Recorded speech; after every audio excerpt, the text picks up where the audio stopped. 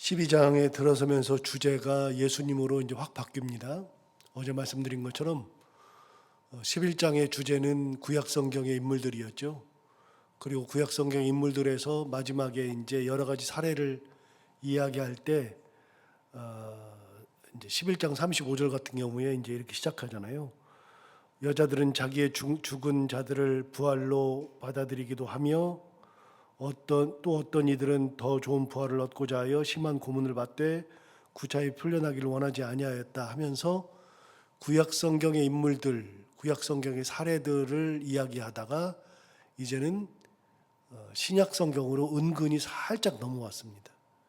그래서 예수님의 부활을 맞이했던 여인들, 그리고 그 부활을 보면서 온갖 고난을 이겨냈던 신약의 성도들, 그 얘기를 하는 거죠. 36절에도 역시 똑같은 얘기를 합니다. 또 어떤 이들은 조롱과 채찍질 뿐 아니라 결박과 옥에 갇히는 시련도 받았다. 이것도 역시 신약 성경의 인물들에 대해서 이야기합니다. 구약 성경의 인물들을 주로 얘기했다가 살짝 신약 성경의 인물을 이야기하죠. 그러나 11장의 대부분의 경우는 구약 성경의 인물입니다. 구약의 인물들을 쭉 다 사례를 열거했죠. 그 믿음을 구약에서만 설명한 이유는 이 편지를 받는 사람들이 유대인들이기 때문에, 히브리인이기 때문에 그런 겁니다. 너무나도 잘 아는 사례니까요. 그러면서 신약 성경을 살짝 끄집어냈는데 12장에 들어서면서 12장은 완전히 예수 그리스도로 바뀌는 겁니다. 12장에서는 1절은 다시 구약 성경의 인물들을 또 얘기했어요. 1절을 어제 봤는데 한번 보면 이러므로 우리에게 구름같이 둘러싼 허다한 증인들이 있으니 모든 무거운 것과 얼매기 쉬운 죄를 벗어버리고 인내로서 우리 앞에 당한 경주를 해라. 이제 이게 11장 얘기입니다. 11장의 인물들이 어떤 인물들이냐면 우리에게 구름같이 둘러싼 허다한 증인들, 지금까지 봤던 그런 증인들, 믿음의 증인들, 얼마나 많으면 구름처럼 둘러싼 허다한 증인들이라고 이야기하죠. 그렇게 많은 증인들이 우리를 둘러싸고 있는 그런 믿음의 사람들이 있었다. 그 사람들이 살았던 것처럼 무거운 것과 얽매이기 쉬운 죄를 벗어버려라. 두 번째는 인내로서 우리 앞에 당한 경주를 해나가는 거다. 구약 성경의 인물들 보면서 우리가 배우는 겁니다. 그분들은 그렇게 살았으므로 우리도 두 가지를 기억하며 살면 된다. 그게 이제 구약의 인물들에 대한 얘기고요. 12장 2절에 들어서면서 예수님을 정확하게 이야기하죠. 2절을 다시 보시면 믿음의 주요 또 온전하게 하시는 이인 예수를 바라보자. 드디어 이제 예수님에 대해서 분명하게 이야기를 하죠. 믿음의 사람들이 아무리 많아도 우리의 믿음의 주님이시다. 믿음의 대상이고 믿음을 생각할 때는 가장 먼저 생각해야 되는 분이 바로 예수 그리스도. 다른 것을 생각할 것도 없이 예수님을 생각하면 되는 거다. 그 믿음의 주요 온전하게 하시는 이인 예수를 바라보자. 그럼 그 예수님이 누구냐? 어제 본 것처럼 12장 2절 하반절에 그는 그 앞에 있는 기쁨을 위하여 십자가를 참으사 부끄러움을 개의치 않았다. 예수님은 십자가를 참으신 분, 부끄러움을 개의치 않으신 분, 그럼에도 불구하고 믿음의 길을 가셨던 분, 그리고 그 믿음의 결과로 하나님 우편에 앉아 계시는 분, 그분이 예수님이죠. 자, 믿음의 길은 호의호식하는 길이 아니라 대단한 길을 가는 것이 아니라 예수님처럼 십자가를 지는 그 길, 부끄러움 가운데서도 그걸 개의치 않고 하나님의 뜻을 붙들고 가는 그 길, 그것이 바로 믿음의 길이라고 그러죠. 그리고 믿음의 결과는 하나님 보호자 우편에 앉아 계시는 거니까 우리도 이 땅을 살아가면서 우리가 가야 하는 믿음의 길은 예수님을 바라보면서 가는 길인데 그 길이 뭐냐? 십자가를 지셨던 길, 부끄러움 가운데서도 그걸 개의치 않고 끝까지 하나님의 말씀, 명령에 순종해서 가는 그 길을 우리도 똑같이 가면 되는 겁니다. 그리고 우리가 이 땅 떠나서 하나님 앞에 갈 때에는 예수님은 하나님의 외아들이심으로 보호자 우편에 앉으시지만 우리는 하나님 보호자 앞에 가는 겁니다. 믿음의 길이 그런 겁니다. 그래서 예수님으로 확 바뀌었다 그랬죠. 3절 볼까요? 너희가 피곤하여 낙심하지 않기 위하여 죄인들이 이같이 자기에게 거역한 일을 잘못인 일을 생각하라. 자, 예수님을 생각하랍니다. 어제 봤습니다. 3장 1절에서 봤습니다. 4장 14절에서 봤습니다. 어제 3장 1절과 4장 14절에서 보았던 것처럼 여러분, 우리는 예수님을 생각하는 존재입니다. 예수님을 굳게 붙잡는 존재입니다. 세상에 붙잡을 것이 아무리 많아도 우리가 붙잡아야 되는 존재는 바로 예수 그리스도죠. 우리가 생각해야 되는 존재도 예수 그리스도죠. 우리가 바라봐야 할 대상도 예수 그리스도죠. 히브리서에서는요, 묘하게 히브리인들, 구약 성경을 알고 있는 사람들에게 설명을 하면서 꾸준히 여기저기에서 가끔 계속해서 예수를 생각하라, 예수를 굳게 잡으라, 예수를 바라보라, 이 말을 끼워 넣었습니다. 그러니까 구약 성경을 이야기하는 것 같은데 쭉 가다 비교하면서 예수님, 또 비교하면서 예수님, 비교하면서 또 예수님, 그렇게 예수님을 계속 끼워 넣었죠. 어제는 예수를 바라보자 그랬는데 오늘은 또 한 번 얘기합니다. 예수님을 생각해라. 그런데 여러분 2절을 다시 볼까요? 2절을 보시면 이렇게 얘기했습니다. 믿음의 주여 또 온전하게 하시는 이인 예수를 바라보자. 믿음의 길을 가셨던 예수 그리스도, 그분을 바라보자 그랬는데 그분이 누구냐? 다시 보시면 그는 그 앞에 있는 기쁨을 위하여 십자가를 참으사 부끄러움을 개의치 아니하시더니 하나님 보좌 우편에 앉으신 분, 이분이 바로 예수님이라고 그랬잖아요. 예수님이 가셨던 길이 십자가의 길이라고요. 피 흘리신 길, 고난의 길. 예수님이 십자가를 지실 때 채찍과 조롱이 난무하던 그 상황 속에서도 예수님은 끝까지 그 부끄러움, 조롱을 개의치 않으신 분, 그 길을 가요. 그러면 이제 그 예수님을 이야기하는 이유는 뻔하잖아요. 우리도 예수님처럼 가야 된다. 믿음의 길을 가는 거다. 그 얘기를 쭉 하면서 예수님을, 그 길을 우리가 똑같이 가는데, 그러면 그 길을 갈 때 정말로 우리도 십자가를 지는 그 일을 할 때에 낙심하지 않겠냐? 우리에게 고난이 올 때 낙심하지 않겠냐? 부끄러움이 올 때, 억울한 일을 당했을 때 낙심하지 않겠냐? 우리는요, 낙심해요. 낙심하게 돼 있어요. 어려운 일, 고난, 십자가를 당하면 예수님을 바라보고 가야지, 예수님 생각하고 가야지, 그러면서도 나도 모르게 낙심해요. 믿음 따로 행동 따로일 때가 있어요. 하나님께서 해결해 주실 거라는 믿음을 가지고 가면서도 현실적인 얘기를 막 해요. 그걸 어떻게 해결해? 그거 사람들이 그렇게 할 수 있을까? 내가 그걸 넘어갈 수 있을까? 우리 가정 형편으로 그걸 할 수 있을까?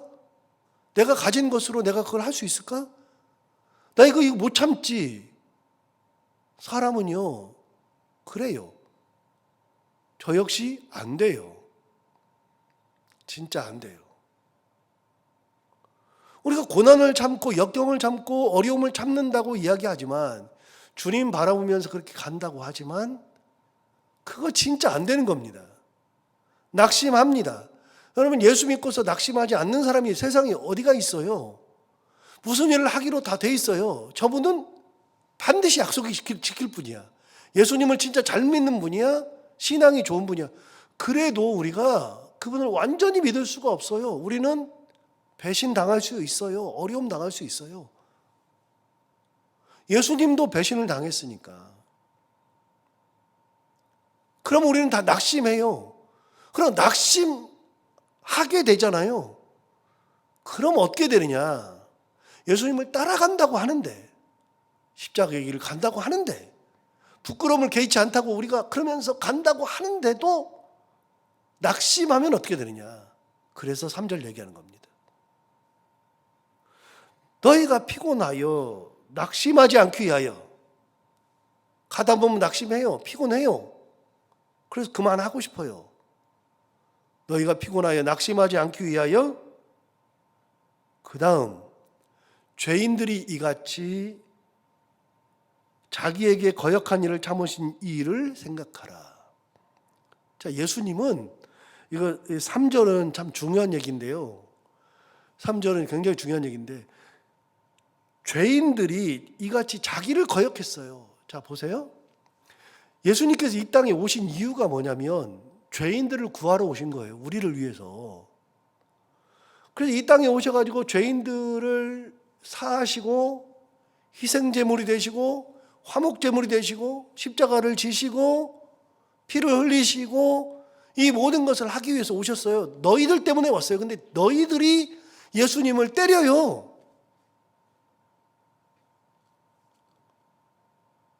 너희를 위해서 내 몸을 바치러 왔어요. 너희에게 내 몸을 주러 왔어요. 내가 너희를 잘못되게 하기 위해서가 아니라 너희의 삶을 위해서, 영생을 위해서, 구원을 위해서 와가지고 십자가에 달려서 돌아가시는 그것까지 했는데 그 너희들이 예수를 때리고 팔고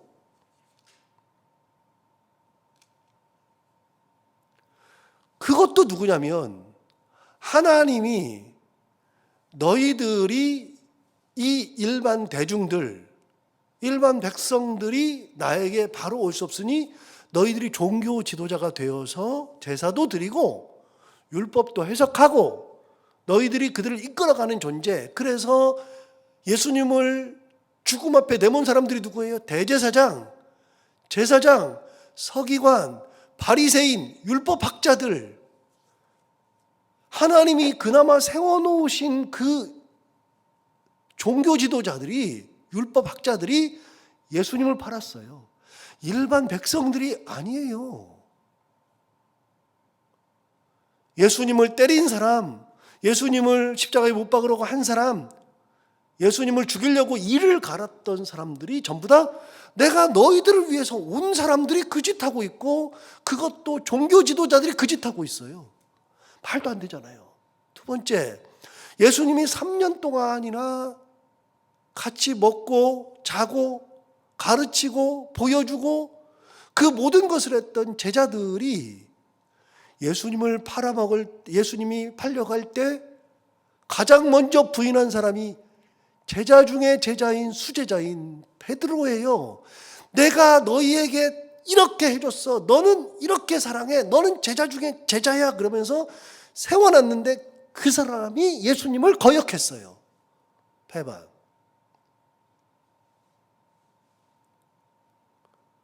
그리고 똑똑하기로 유명한 가룟 유다가 예수님을 팔아먹었어요. 야, 내가 너를 위해서 이렇게 내려온 거야? 너를 위해서 십자가를 지는 거야? 너를 위해서 내가 다 해줘서 너희들은 내 사람들 중에서, 그 많은 사람 중에서 택한 70명이야. 택한 12명이야. 택한 3명이야. 택한 1명이야. 점점 줄여서 가장 귀하게 여겼던 그 1명이 팔아먹고 그 똑똑한 12제자 중에 1명이 예수님을 완전히 팔아먹었죠. 1명은 배신하고. 그리고 나머지 12명의 제자 중에 예수님이 십자가에 달려 돌아가실 때 십자가 밑에까지 따라간 제자는 딱 1명, 사도 요한밖에 없다 그랬잖아요. 나머지 11명 어디 갔어요? 싹 다 살겠다고 도망갔어요. 예수님 가만히 봐요. 예수님이 뭘 참았느냐? 예수님이 십자가 그 아픔, 고통을 참으셨다? 오케이. 맞아요. 예수님이 부끄러움을 참으셨다. 맞아요. 그것까지 다 참을 수 있어요. 그런데 3절을 보면서 우리가 느끼잖아요. 그들을 사랑해서 그들에게 모든 것을 다 주기 위해서 내려왔던 그들이 예수님을 거역하고 그들이 예수님을 팔아먹고 그 중에서도 종교 지도자들이 팔아먹고 그 중에서도 12제자가 그렇게 하고 한 명은 팔아먹고 한 명은 완전히 배반하고 그런데 예수님이 그것까지도 참으시더라. 그것까지도. 3절 다시 한번 읽어볼까요? 그 얘기예요. 3절 보세요. 너희가 예수님처럼 하다 보면 피곤할 텐데 낙심할 텐데 그렇게 힘들 거야. 그런데 너희가 피곤하여 낙심하지 않기 위하여 죄인들이 이같이 자기에게 거역한 일을 참으신 일을 생각하라. 너희들이 아무리 해봐야 예수님만 하겠냐. 너희가 피곤하고 낙심될 때 예수님 생각해봐. 예수님은 비교가 안 되는 분이야. 그것까지도 참으실 분이야. 그래서 주님 바라보면서 참고 주님 바라보면서 인내하고 주님 바라보면서 소망 가운데 가고 주님 바라보면서 말씀에 순종하는 거예요. 여러분, 말씀에 대한 순종의 끝판왕은 예수님이에요. 왜요? 예수님은 이렇게 생각하면 안 돼. 이렇게 예수님 그거 할 리가 없어요. 예수님은 나 하나님의 외아들이야. 나 하나님의 외아들이야. 내가 이 짓을 왜 당해? 내가 다른 사람도 아니고 하나님의 독생자인데 내가 왜 이 땅에 내려가? 그거부터가 우리는 안 되는 거예요. 낮아지고 낮아져도 예수님처럼 낮아지지는 않아요. 아무리 해도. 내가 하나님의 아들인데 내가 왜 십자가를 왜 져? 왜 피를 흘려? 왜 내가 채찍질을 받아? 왜 조롱받아? 왜 배반을 당해? 그렇게 예수님만큼 되는 사람은 한 명도 없어요. 고난과 역경이 와도 예수님보다 큰 거는 없어요. 그래서 얘기하는 거예요. 우리가 예수님을 바라보자. 그 예수님은 그 앞에 있는 기쁨을 위하여 십자가를 참으사 부끄러움을 개의치 않았다. 야, 정말 예수님 대단하네. 내가 그분 보고 가야지. 가는데 어느 날 보면은 내가 딴짓하고 있고 피곤하고 낙심하고 그러고서 처져 있을 때 생각해 보라는 거예요. 예수님은 그들을 구원하기 위해서 내려왔는데 그들이 거역했을 때 그 거역마저도 참으신 분이야. 그 예수를 생각하라. 그분을 생각하라. 4절 보세요. 너희가 죄와 싸우되 피 흘리기까지는 대항하지 아니하고 그랬어요. 여러분, 피 흘리기까지 대항하지 않았다는 게 뭐예요? 너네는 피 흘리고 죽지는 않잖아. 우리는 아무리 고난 걱정이 있어도 예수님처럼 피 흘리고 죽지는 않잖아. 우리는 피 흘리면서 싸우지는 않잖아. 예, 우리는 피 흘리고 싸우지는 않죠. 조금만 있어도 그냥 그러고 되는 거예요. 우리가 인간이. 그런데 예수님은 피 흘리기까지 하신 분이에요. 우리는 피 흘리면서 대항하지는 않아요. 5절 또 보세요. 5절 6절은 하나인데 또 아들들에게 권하는 것 같이 너희에게 권면하신 말씀도 잊었도다. 아들에게 권하는 것처럼 너희에게 권했대요. 자, 아들에게 권하는 게 뭐냐? 하나님께서 그 아들 예수 그리스도에게 권하는 거였다면 우리에게도 권하는 건데 그런 얘기죠. 아들들에게 권하는 것 같이 너희에게 권면하신 말씀도 잊었도다. 그럼 권면하신 말씀이 뭐냐? 내 아들아, 주의 징계하심을 경히 여기지 말며 그에게 꾸지람을 받을 때 낙심하지 말라. 주께서 그 사랑하시는 자를 징계하시고 그가 받아들이시는 아들마다 채찍질 하십니다. 이게 무슨 말일까요? 여러분, 주의 징계하심을 경히 여기지 말아라. 주의 꾸짖음을 받을 때 낙심하지 말라. 이 말이 뭐냐면요. 자, 여러분, 징계는 누가 해요? 꾸지람은 누가 해줘요? 옆집 아이 또리한테는 꾸지람 안 한다 그랬잖아요. 옆집 아이 순이한테는 12시에 들어오든 빵점을 맞고 꼴등을 하든 옷을 그렇게 입고 나가든 딴 데 가서 살림을 차리든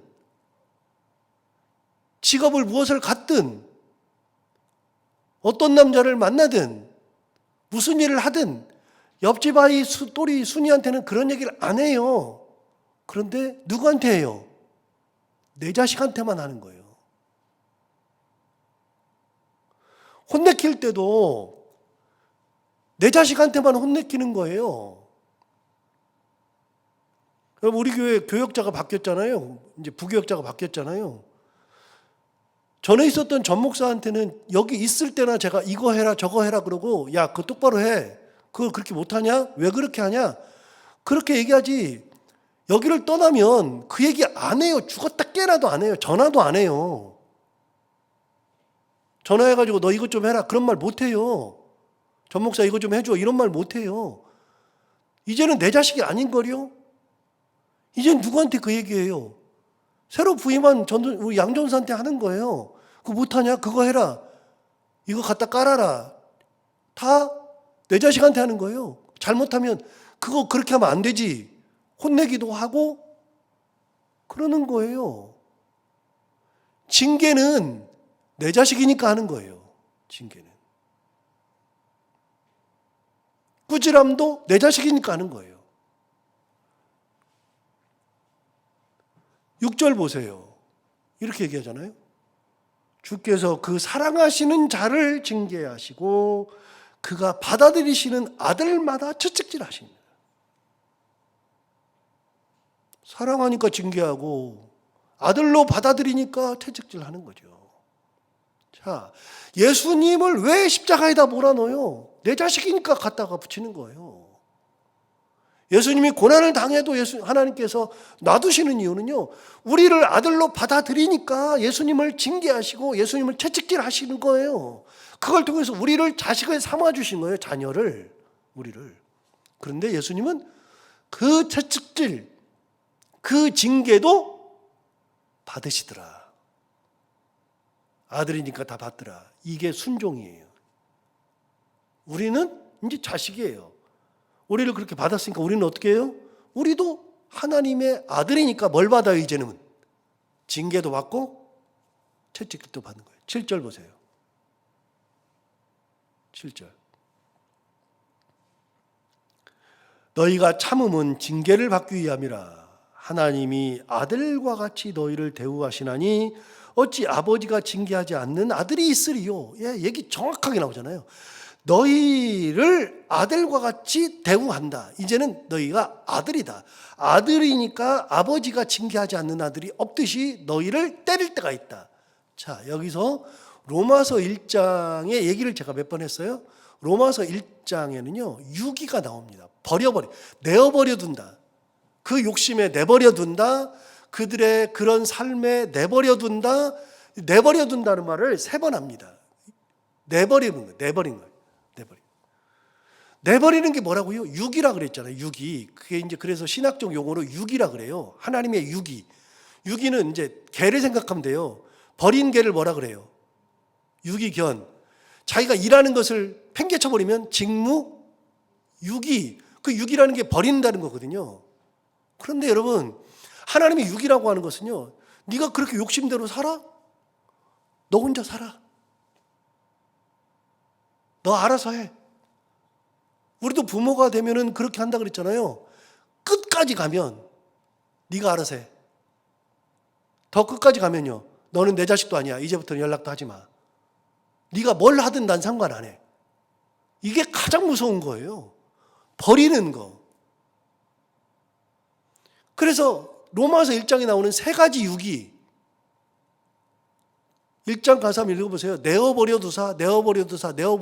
그 욕심에 내버리고 그들이 하는 모든 것대로 그냥 내버려 두고 더 이상은 내 아들이 아니다. 그래서 여러분, 하나님의 징계 중에, 하나님의 우리에 대한 징계 중에 가장 큰 징계는요, 그냥 버리는 거예요. 너는 내 자식이 아니야. 너는 사탄의 자식으로 살아. 네가 살고 싶은 대로 살아. 때리는 거는 하나님이 우리를 포기하지 않았다는 거예요. 우리가 잘못되면은 때리기도 하시고 어으르기도 하시고 하던 일을 꼬아버리기도 하시고 죽음 앞에 몰기도 하시고, 그거는 우리가 자식이란 뜻이에요. 그거는. 그게 없으면 자식이 아니에요. 제가 봐도 그러던데요. 제가 봐도 너는 더 이상 아니야. 그럼 같이 있으면서도 인사도 안 해. 말도 안 해. 뭘 해도 상관 안 해. 같이 있는데도. 여러분, 예수님은 하나님의 징계와 채찍질을 받으신 분이에요. 우리도 징계를 받아요. 우리도. 아버지니까 징계받는 거예요. 아버지니까. 때리시고 어으르시고 채찍질 하신 거예요. 7절 다시 볼까요? 너희가 참으면 징계를 받기 위함이라 하나님이 아들과 같이 너희를 대우하시나니 어찌 아버지가 징계하지 않는 아들이 있으리요. 8절 유명한 말 합니다. 징계는 다 받는 것이거늘 너희에게 없으면 뭐요? 사생자요 친아들이 아니니라. 징계 안 하면 사생자고 친아들이 아니래요. 그래서 우리가 하나님의 아들로 살면 예수 그리스도처럼 바라보며 살아야 되는데, 그 어려움을 이겨내기가 힘들 때 그 예수님을 생각해라. 예수님은 여러 가지 얘기가 지금까지 많았는데 징계도 받고 채찍질도 받으면서 십자가를 지시고 부끄러움을 개의치 않으시던 분이더라. 어떻게 하나님의 아들이 저래? 하나님의 아들이니까 저러는 거예요. 하나님의 아들이니까 그렇게 하신 거예요. 자, 이제 우리는 예수님을 바라보며 살다 보면 우리도 그런 어려움을 당하죠. 징계도 있고 채찍질도 있고 다 있어요. 사생자가 아니니까 하나님께서 그렇게 하시는 거예요. 아, 우리가 하나님의 자녀구나. 이제 이걸로 돌아서는 거예요. 이제 히브리서가 이렇게 돌아서는 거예요. 우리에게 우리 삶은 하나님의 아들로서의 삶. 그래서 예수님을 바라보며 살아가는 거 얘기하는 거죠. 이 말씀 오늘도 기억하고, 아, 우리가 하나님의 자녀가 되는 거구나. 예수님 바라보면서 사는 거구나. 다시 한번 생각하면서 귀한 삶 살아가는 오늘 하루가 되기를 바랍니다. 하나님 아버지 감사합니다. 오늘도 귀한 말씀 주셔서 감사합니다. 이 말씀 듣고 또 힘을 내서 하나님을 바라보며 살기를 원합니다. 하나님께서 우리에게 힘 주시고 예수 그리스도를 깊이 생각하고 주님의 은혜 가운데 살아가는 저희들 모두가 다 되게 하여 주옵소서. 하나님 아버지, 눈이 내려서 빙판길입니다. 가고 오는 길을 꼭 지키시고 혹이라도 넘어져 가지고서 잘못되지 않도록 끝까지 지키시고, 오늘 하루에도 하나님께서 함께해 주시되 해야 되는 것들 기쁨으로 잘 감당하고 만나는 분들과 함께 웃고 행복한 하루가 되게 하여 주옵소서. 감사하며 예수 이름으로 기도하옵나이다.